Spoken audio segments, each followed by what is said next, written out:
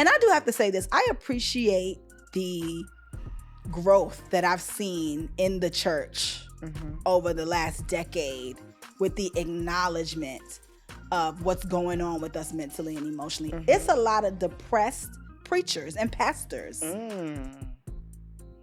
It's a lot of lonely preachers and pastors. A lot of anxious preachers and pastors. They're people. We're people. Yeah. And so if you are afraid to preach, get help, guess what you won't do? You won't get help.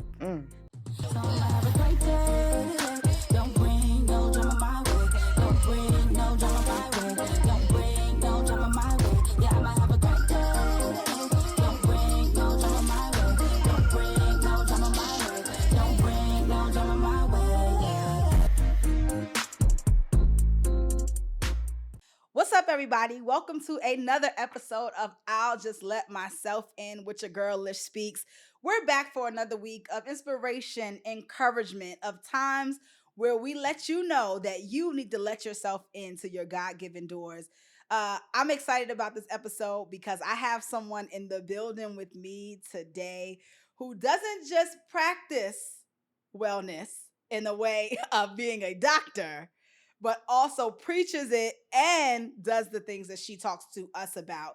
I have none other than Dr. Erica Jones in the building with me today. Yes, give it up, y'all. But we are going to have a good time just discussing a few things. Let me tell y'all a little bit about Dr. Erica before we get into the best segment in podcast, What I'm Stepping In, where she's actually going to participate with me this week. Yeah. Dr. Erica is a family medicine physician. She is a health advocate, a content creator. She's also a co-founder of the Soul Circle Foundation, which is an organization that focuses on community, tech, and mental health, and financial literacy. She's fun. She's funny. She's a YouTuber. She's a traveler. She's fly. She's a Black woman. All the things. And so I am excited for you guys to get to hear from her today. You know, one of the things we were talking about before we turned the cameras on was I've been fortunate and blessed enough that the guests that I've had so far on the show have been people that I've interacted with, be it online or in person for some time.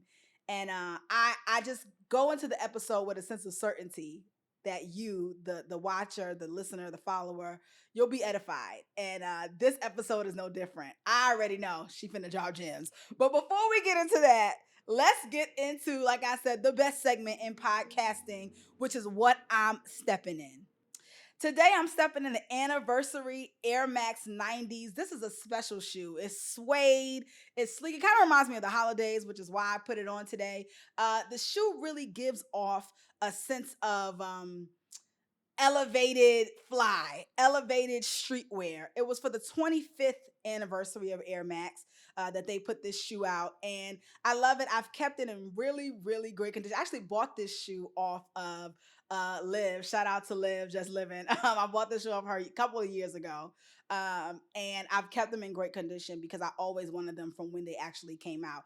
And so I love these. Yes, you can still get them on GOAT if you're looking for them, and you know what we say here. If you like them, go get you some. So Dr. Erica, like I said, is going to join me. You know, not all my guests join me, but when there's a super fly person in the house, I know they're going to come correct. So Dr. Erica is going to join me, and go ahead and let them know about what you're stepping in and why you love it. Greetings, good people. I am stepping in the New Balance 9060. And I really like these shoes because I move around a lot. They're versatile. So not only are they going to catch your eye from the fashion standpoint, but they're going to provide support. You know, I'm of a certain age now. So when I'm moving around, I really need some support. I need to be able to walk and feel like my foot is supported, like my whole body is supported. Once you get to a certain point in life, you know, you need something that's going to be fashionable and something that's going to support your body. Thanks. We got a long way to go. Life is a marathon, so you always want to make sure you're prepared with your footwear. And I want to thank the people over at Soul Play for making sure, you know, they keep the fresh kicks. Yes. I really like this pair because you can pair it up with anything. You can pair it up with the darker colors. Right now I have on denim, and I feel like it was perfect for this outfit. And It's versatile. So I like to travel with them. I don't have to worry about my feet hurting after, I walk around and do my little tourism thing. I can actually wear them to the gym when I wake up in the morning. These days, you really want to, be able to travel light. So when I went to LA, this is the only pair of shoes I had, Nice. literally, for the whole 5-day trip. And it worked out well for me. Love it. Love it. Y'all know what we say. If you like them, go get you some and go get them from Soul Play. Shout out to Yeah. our family at Soul Play. We'll talk a little bit more about Soul Play in a bit. So, Dr. Erica, all the things I said, did I miss anything? Did I miss anything about what you do? Oh man, you did a really good job. I appreciate that warm welcome. I appreciate, you just acknowledging the work. It takes a lot of time and it takes a lot of dedication and it takes a lot of energy and Yeah. resources to be able to produce things. And I don't know that, people understand that. So I just hope that the viewers are able to appreciate, everything we're doing here. Yeah. And I hope that they really get something from this and they understand that it's a lot of energy and it's a lot of manifestation. It's a lot of, resources that go into producing this for them. Absolutely. And they will. They're gonna get something out of it because I already know we get something out of just watching you on YouTube and on and on Instagram. So let me get into that. One of the things that you do is that you're a content creator, right? And in this world of almost needing to be a content creator no matter what, like you're a doctor, right? You would think I'm a doctor. I don't have to do anything. Why do I have to do anything else, right? But if you want the message to get, put out, especially to our people, young people who are in most need of the information that you have, right? You kind of had to pivot into becoming a content creator. Tell me a little bit about your journey from, I have this information. I went to school for this information. I probably need to start creating content to get more of it out. What was that journey like for you? I've been in school for a very long time. And I think ultimately as a lifelong learner and someone who encourages people to take care of themselves, I realized that, I don't always have a lot of time, in the office when I'm seeing patients, right? And on the telemedicine visits, when I'm seeing patients, I don't always have the time to go into everything as much as I would like to. And that's the constraints of the United States healthcare system. You know what I mean? When you're seeing so many different people with so many different complex issues in a day, you don't always have time to explain things. And the other part of, showing up online is representation. So I might only see a certain amount of people, during my telemedicine visits or when I'm in the office, but showing up online is important because people need to see who we are. People need to see the things that we're doing. And then also a part of showing up and trying to explain things that may be very complex, like diabetes, like high blood pressure, like strokes, hopefully, will encourage other people to do more research and encourage other people to understand that it's so complex. 30 minutes might not even be enough. 8 minutes might not be enough. Multiple times, like actually having to talk about things and giving yourself time to get familiar with terms.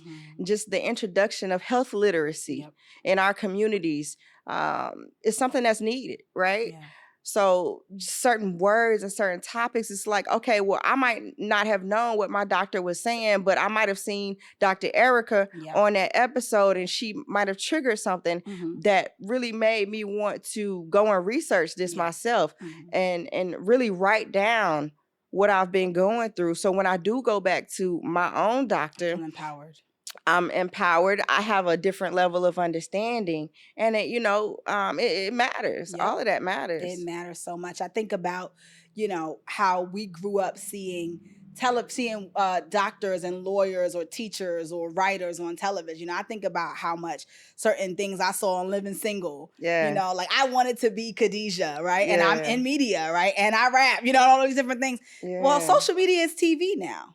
Like the kids watch social media. They I watch more YouTube than I watch anything else. Yeah, me too. I watch YouTube so much so that I'm like, I got to get premium YouTube because I can't take all these commercials because I watch more YouTube than I watch any other streaming platform, and it lets me know that, wow, these women I watch house stuff, fashion, I watch every type of Mm-hmm. YouTuber, and it lets me know, like, oh wow, these are my entertainers in a way Exactly. now, and so for people to see, young people, more mature people, to see you as a doctor, as a young I know you say you're a woman of a certain age, but you're young, as a young Black doctor who still walks in her flyness, and who she is not like assimilating in any way. Mm-hmm.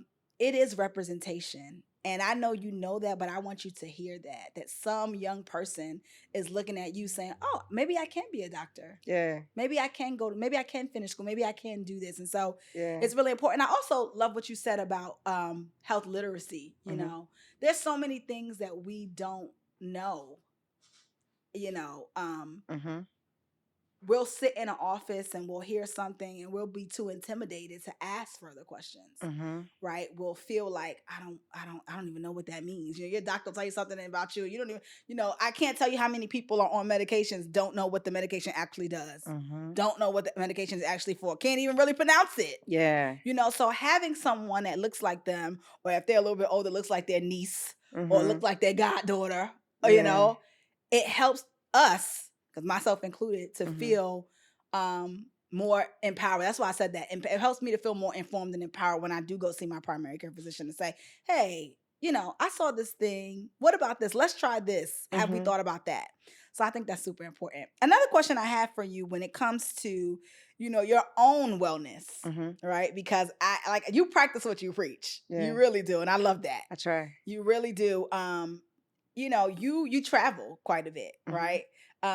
And you do yoga, and Mm-hmm. you have a couple different things going on. What would you say would probably be, let's say, your top 3 things that you do for wellness, physical and emotional? I think number 1 is sleep. Like I try to make sure that I get an adequate amount of sleep. So I know, in order for me to be the person that I am, like I have to get a good amount of sleep. And if the time doesn't permit for whatever reason, if I'm traveling on business and I have to wake up early, I'm gonna catch a nap. You preaching. I'm gonna catch a nap. Me too. And I tell people, like, you cannot buy sleep. And you hear older people say, well, I sleep good at night, no matter what. And I think that is one of the things that we need to focus on more, and figuring out, what is it that I can do to get some good rest? What is it that I can do to get some good sleep? Outside of sleep, I try to make sure that I have a really good water intake. And so nutrition, water. I carry a water bottle with me everywhere I go. So I know the big trend with the Stanley cups that the ladies have, revived, and everybody has like the Stanley cups. Whatever it is, whatever type of water reservoir that you use, make sure that you stay hydrated. That's one of the other things that I do. So a lot of times the hotels might try to charge like $6 or $7, you know what I'm saying, for a bottle of water. But if you have your water reservoir, you can go to the gym. Most of the gyms are gonna have somewhere where you can refill your water bottle for free. So not only, are you taking care of your health, but you're taking care of your pockets too. Yep. So another thing, like when you're eating out at restaurants, when I'm eating out at restaurants, I will opt out for water. Yeah. So, you could say it's being frugal or whatever, but at the end of the day, you're taking care of your body. And that's one of the, real small things that you could do. Yeah. So sleep, water, nutrition. I try to have a snack with me. So if it's a protein bar, or if it's like even that little packet of tuna that's like $1.99 at the grocery store. So I'm not running to McDonald's, or I'm not running to eat a bunch of fast food just because I'm hungry in that moment, when I could just have a healthy snack. The other thing is stretching. So I like to stretch in the airport, or I'll stretch before I get in the Uber, and then I'll stretch whenever I get to my destination. When you are moving around and things like that, and when you're in confined spaces, cars, airplanes, trains, however you moving around, You got to stretch your body. Like anybody that has pets, I tell them, like, watch your cats, watch your dogs. They stretch multiple times a day. That is true. So we can learn a lot, from the living things around us. Yeah. So my top 3 is going to be, stretching, water, and then sleep. Okay. I love that. I love that. Let's talk a little bit about the Soul Circle Foundation. Yeah. And how you co-founded that and why, and Mhm. just anything you want us to know about it. Yeah, so the Soul Circle Foundation is an organization that myself and TJ Bennett over at Soul Place started, during the pandemic. We saw a need, like we saw our communities hurting, and we just got on the phone one day and started, talking about ideas and bouncing ideas back and forth. Like, what are the gaps, that we're seeing? Yeah. So, as a board certified family medicine physician, I saw my people hurting mentally, because this is also around a time where it was a lot of, murders happening with people that look like us. It was a lot of strife in America. Yeah. And as, Black and brown people, we're seeing our people being persecuted in the streets, like for no reason. So we're empathizing with our communities, and we're seeing what's happening, and we're seeing that our kids are falling behind in school. You know what I mean? Some kids don't have the computers to be able to take these digital classes. Some households might not have had the internet. Yep. You know what I mean? Some households might not have even known how to get their kids on the devices and on the networks that were already present. Yep. Just so many different gaps that we decided to start trying to fill. And it really just started off over at Lawrenceville at Soul Play, sitting on these couches and talking about our feelings, and talking about, what we could do to improve the community and how we needed to come together. It started off like that, and we've gone on to, collaborate with 100 Girls of Code, our Conyers, the Atlanta Braves, the Atlanta Falcons, being able to produce different shoes for them from our Daydream program. Just really being able to lift the community up. We're doing like periodic yoga sessions, journaling workshops, meditation workshops for the communities. I mean, the work that we're doing now is just so expansive, and it's so much fun. It's really fun just to see everything, just blossoming. Yeah, I love it. I love it. I think about a person like you you're very dynamic, right? You're being demure right now, but you have a very dynamic personality. Thank you. In terms of your influence on other people. Where does that come from? Tell me about little Erica before the letters, right? Before your name. Who was she, and what part of her is in who you are now as a doctor? And so little Erica was in a household with, my grandmother, my grandfather, my uncle, his son, in a small house, you know what I mean? In a small city in Alabama. And I moved around a lot. You're from Alabama. I did not know that. Okay. Yeah. I moved around a lot as a kid, and I have a really close-knit family. So I grew up in this small church. I grew up in a small church called Sardis Missionary Baptist Church. Come on, Missionary Baptist. Yeah. I'm talking about that red dirt. Like, you get out the car to go to church, it's red dirt. And we had Vacation Bible School, every summer. We had we were involved in the church. Like, there was no church, there was no choice. Yeah, same. I grew up the same way. You going to church. Yeah. Not only are you going, but you're gonna be in a choir, and you're participating. Yeah. Yes. So we had uniforms for the choir. I was an usher. My grandmother was a member of the usher board, and I lived with her. So, I just grew up watching her, iron her white dress and getting her uniform and putting her usher pin on. And I fell in her footsteps. So I was also a church usher. I love it. Making sure that we stood at the doors of the Lord. And that's really where I started my public speaking career. And I tell people I've been doing public speaking for 30 years now. And a lot of times, what the communities that don't look like us don't understand is that's where our education starts a lot of times. That's We where learn how our to read, life reading the Bible. experiences, it starts in the church. That's where our work history starts in the church. Yeah. So I was a kid genius. So I would go around and go to different churches and do different speeches and different speaking competitions. Easter speech. I love it. Yeah, it all started in a very small church where my aunties and uncles and, you know, my grandmother, they all went to this same church. And it's really full circle because now I'm able to still provide a scholarship as a physician. You know, I can provide a scholarship for the young people who do attend that church and who are interested in a higher education. I love that. That is very full circle and beautiful. I think, you know, and I say this with no judgment, but I really do feel like this generation is missing that community. Like they're missing church, you know, because when we were growing up, and this, and I grew up in Brooklyn, in the city, right? Yeah. So it was probably a completely different church experience. There was no red dirt, right? How was church there? Church was very much, well, the church I grew up in, we met in school buildings. Really? So we didn't even have a church building.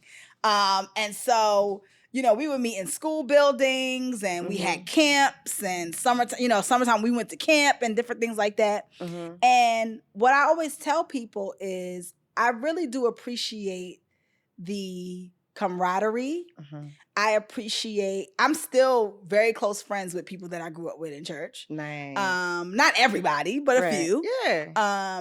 And I appreciate the respect it gave me, not just for God, but for community. Yeah. Like we are the church. For people who are different than me, for people who think differently than me, like it really put me in it gave me some safety, right? It gave me some trauma too, but yeah. But you know, that the good with the bad. That comes with being around the people, good with the right? bad, right? But I feel like I wish that a lot of the young people that I encounter outside of church, because I do go to a church that has a good amount of young people, but a lot of them feel very lonely. A lot of them feel, you know, are struggling mentally and emotionally. And I don't think church is the complete cure, but I think it would help. I think it would help for them to have some sort of community.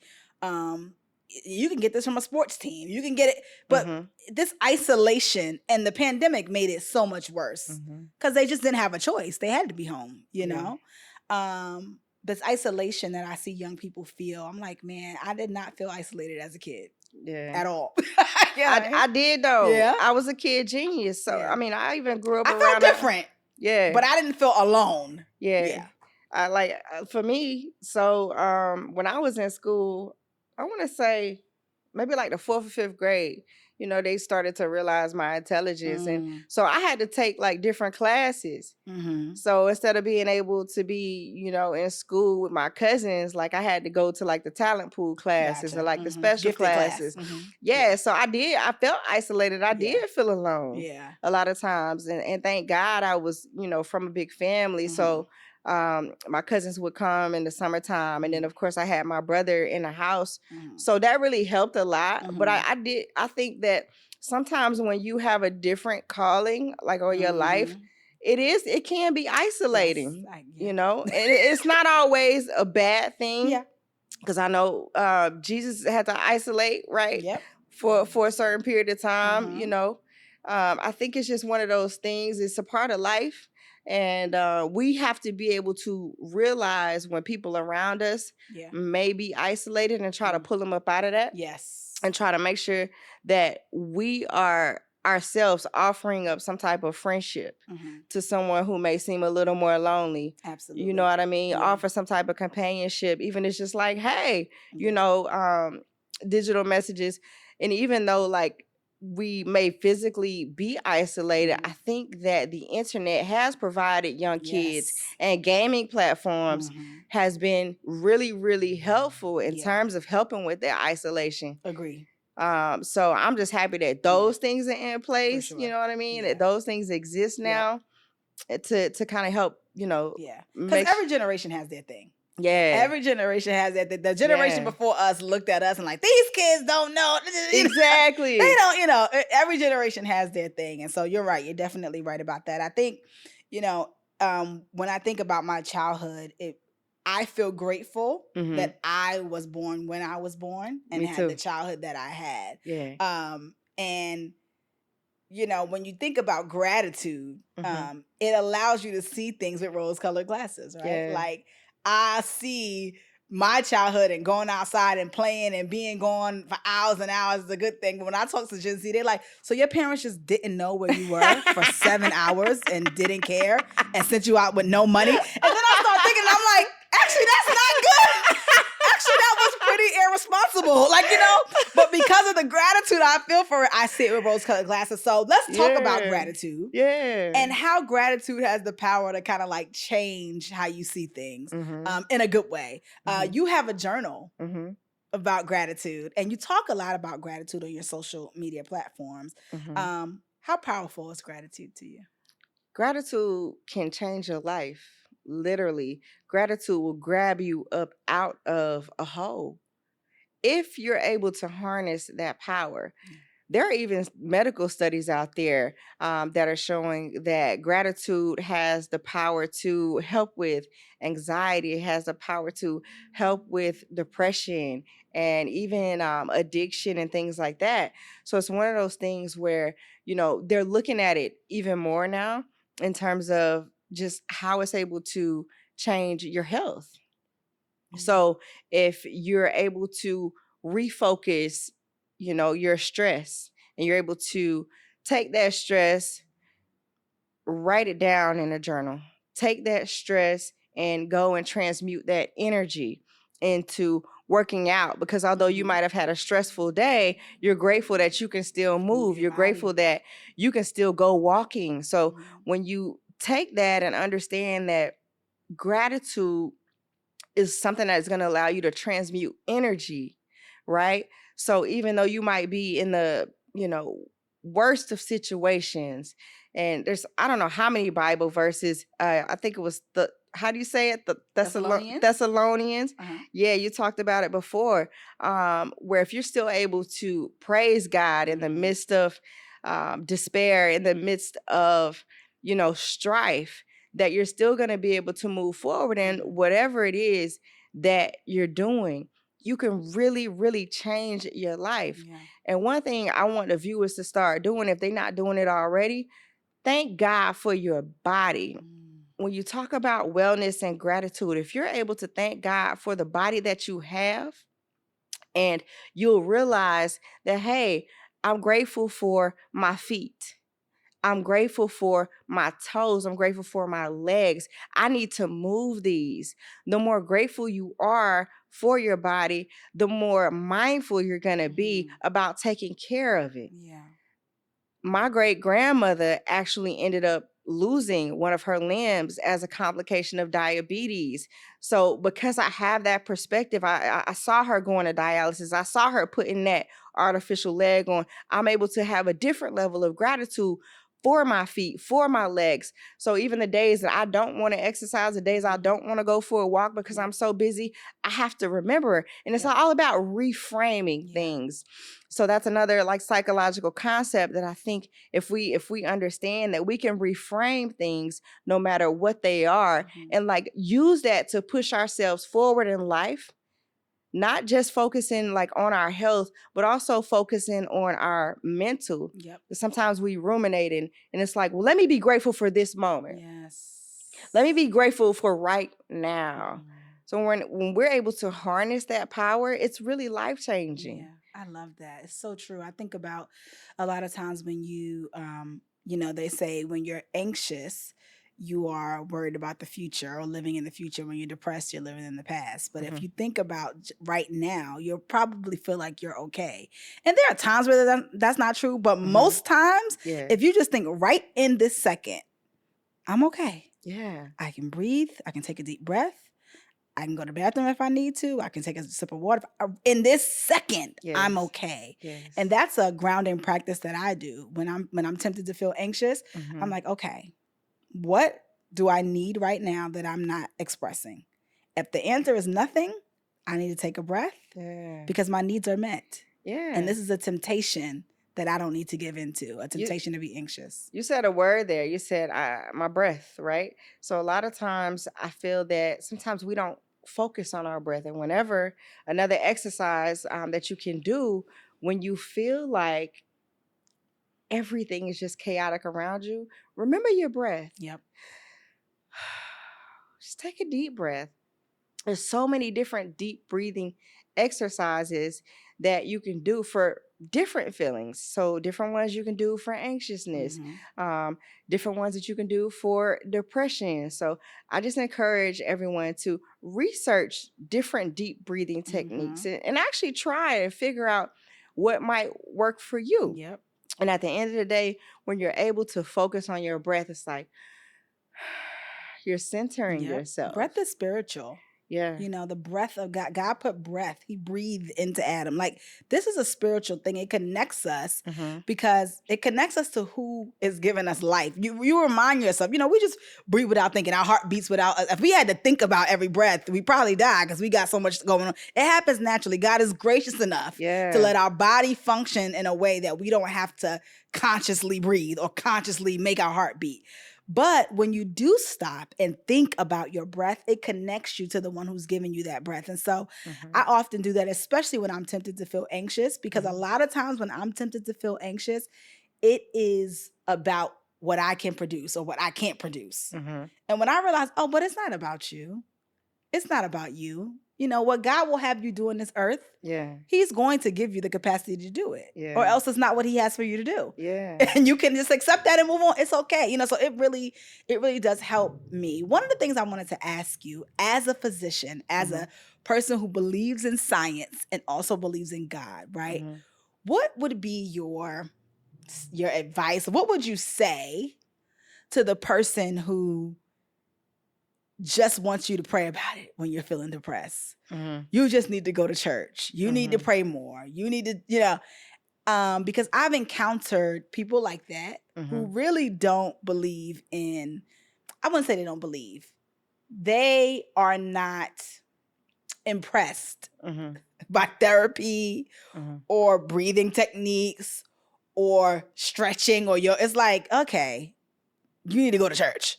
And so what would you say as someone who has been educated in these things to that way of thought? That's deep. I'm going to take my coat off for this one. Oh, Lord. Yeah, I'm going to take my coat off for this one. Oh, God. God has given us the power of thought and understanding. God has given us the power of movement. God has given us books. God has given us the internet. Podcasts. Information. So what I implore people to do is to continue to pray for understanding. And when you're praying for understanding about what's happening in your life, when you're praying for guidance, God sends you people. God sends you tools that are going to help you get through whatever journey it is that you're going on. Yep. Some of these people and some of these tools just happen to be doctors. Yes. Some of these tools just happen to be medications. Yep. Some of them happen to be therapy. Now, there are some forms of depression that are treatment resistant. Some forms of depression that, you know, the therapist couldn't get through, you know, the medicines didn't really help a lot. So I'm not going to sit here and act like, yes, you know, doctors and medicines are the end all be all, because there are some things that, you know, they're just resistant to certain treatment. So that is a thing. Yeah. And the other thing that is important to acknowledge is that the American healthcare system has not always been good to Black and brown people. The American healthcare system has neglected us. It's also important to acknowledge that the American healthcare system is not easy to access. There are barriers in the way of literally accessing the healthcare system. So all of these things are true. I implore the people who just want to pray to also think about what God has given you. Think about the tools that are accessible to you. So don't just pray, take action. Take advantage of what God has given you. Take advantage of the people that God has put in place, the people that God has guided along an educational journey, which look like therapists, which look like physicians, which look like nurses, nurse practitioners, medical assistants. I implore you to not just pray, but also take action and utilize what and who God has placed in your life to help you through this journey. Yeah. Yep. Faith without deeds is dead. Ooh. And we could talk all day long about just pray. You just need to go to church. Okay, but what are the deeds that I need to do? Ooh. What are the walks I need to take? The gym I need to join? The therapist I need to hire? The nutritionist? A lot of times people don't know you can get a nutritionist with your medical coverage. Yeah, definitely. You know, but people don't know. You would think, but people don't always know that. You know, they think, oh, I can't afford a nutritionist. I can't afford, a therapist. You can get these things. Yeah. You know, and I love what you shared about who are the people that God has put in your life. He put them here for a reason. You know what I mean? That's like saying, well, I don't need a chair. Who built the chair? Somebody built the chair. Okay. You know what I mean? Like, so you're not going to sit in it because it just didn't fall out of heaven?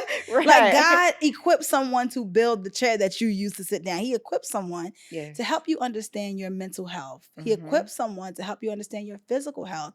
And I do have to say this. I appreciate the growth that I've seen in the church over the last decade with the acknowledgement of what's going on with us mentally and emotionally. It's a lot of depressed preachers and pastors. It's a lot of lonely preachers and pastors. A lot of anxious preachers and pastors. They're people. We're people. Yeah. And so if you are humans. afraid to preach, get help, guess what you won't do? You won't get help. Because to you, that's a sign of weakness. When the Bible says, his strength is made perfect in our weakness. That's what the Bible says about God, that his strength is made perfect in our weakness. So when we acknowledge, I'm struggling. I've never felt this way before. I don't know what's going on. I need some help. Guess what? That makes God's strength perfect in us. And then we're actually able to be of service. So I appreciate you making that point, because I think sometimes people just need to hear that, you know? So for your own mental and emotional health, I feel like one of the things you do is travel. Would that be correct? I think, yeah. I think that traveling is just one of those things that gives you a different perspective on life, right? So it also allows you to connect with people in different ways. There's just so much that comes from it. And sometimes when you can't get out of your own city, like I tell people, like, go do a staycation in a suburb, near you. Just being able to physically change where you are can sometimes give you the space to take more walks. You may be able to access more yoga classes. You may be able to access different types of restaurants. If you don't have healthy restaurants in the area where you are, you can explore different types of healthy foods. The Mediterranean diet is a diet that, as physicians, that we tell people, hey, this is one of the healthiest diets. So it's really cool to be able to go to Greece, right? And see that this is the lifestyle that these people are living. So, it puts everything in a perspective. You know what I mean? Out of all the places that you've been, where would you say changed you? Like, I went to this place and I had this revelation and it changed me. Where would you say? Yeah, so I went to South Africa years and years ago. Probably about 7-8 years ago, I went to South Africa with my friend Aisha. We started off at a medical conference, and we just moved on to about 5 different countries in that area. And just seeing the joy in people who had little to nothing, and the gratitude they did have for the Yeah. things that they did have that looked nothing like the modern day world in America, Yeah. was extremely eye-opening. I'm so grateful for that opportunity to be able to travel and to be able to, realize that life is different, everywhere you go. And a lot of times in America, we focus on overconsumption. Yep. A lot of times in America, we are focusing on production, right? And it just helps you put things in a perspective when you see people that literally are just getting up, living, going on their day to day, and it has, not a lot to do with, the internet, not a Yep. lot to do with, you know, the stress of, Producing. yeah, yeah. So here in America, we're worried about our GDP. So it's really cool to be able to see that, these people are focused on their ancestors and, the spiritual world Yeah. and, their physical bodies and literally just, focusing on nutrition. Yeah. Bali was another place, Mm. watching the Balinese people pray multiple times a day. They do practice a different religion, but I think it's important to respect, Yeah. other religions and Absolutely. people who are practicing their way and getting through life in their own way. So that was another place where you see that people are focused on, their nutrition, they're focused on their spirits, and they're focused on their communities. Yeah. Yeah. I love that. I think for me, one of the places as well was South Africa. I've been to Yeah. South Africa twice, and Ghana also really changed me Mm-hmm. in a different way. But what you shared about people being, Mm-hmm. I think about the whole idea, and we've heard it a million times, of human beings, not human doings. Yeah. And I feel like whenever I travel out of the country, specifically to the continent of Africa, I remember that I'm supposed to just be a human being. Mm-hmm. I tell people all the time the only time so far that I've been to Ghana, but I will be back, was in 2019. Yeah. I went to Ghana for the year of return 2019. It was the first time I ever felt at home and at peace. And I'm an American, right? Yeah. I'm born here, raised here. Yeah. But I felt a peace and a level of acceptance that I had never felt anywhere else. I think it had something to do with looking around and seeing people that look like you everywhere. It made me feel safe, and it made me feel beautiful, and it made me feel accepted, and things that I didn't even realize I didn't feel that stuff here until I felt it there. And I do think that traveling fills you with a sense of gratitude on two ends, right? It fills you with gratitude for what you do have, right? When you see people have less than you. But then it also fills you with gratitude for what you're getting to experience there. Like, wow, I get to experience the beauty of this place. I get to see this. And it's something that I wish more people were able to experience, especially older Black people. I think my mom's like, I'm not getting on a plane for that long. Yeah. I'm like, I just wish I could pick her up and take her, because I know it would be so transformative. And especially as Black people, I want as many Black people to go to the continent as possible. Just go see yourselves. See yourselves the way you were meant to be seen. Yeah. And if you can't get to Africa, go to South America. It's a lot of us in South America. It's awesome. We're everywhere, for real. You know what I mean? Honestly. But I just really do love that.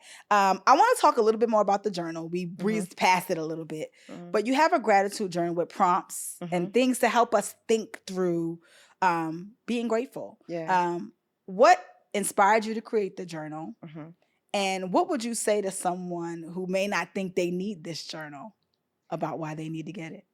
So I created the I Am Well, All Is Well gratitude journal to provide a tool to help people with their mental health. Once again, I saw my people struggling. And there are studies that prove that if you're actually journaling, and then if you're gratitude journaling, so you got that combination of not only journaling, but focusing and reframing maybe some negative things that happen in a day, to positive things, or you're actually able to get all these emotions out. It's powerful. Yep. So there are people who can't afford therapy. There are people who can't afford to go to the doctor. Now, telemedicine is helping with all of that. So there are some organizations out there like BetterHelp, like Doctor on Demand.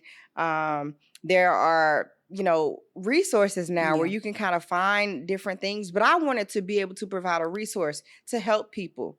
And I wanted to be able to have it affordable, right? So even though some sessions might be $80 for therapy, well, my journal's only like $20 for a paperback. It's on Amazon. Yep. It's easily accessible.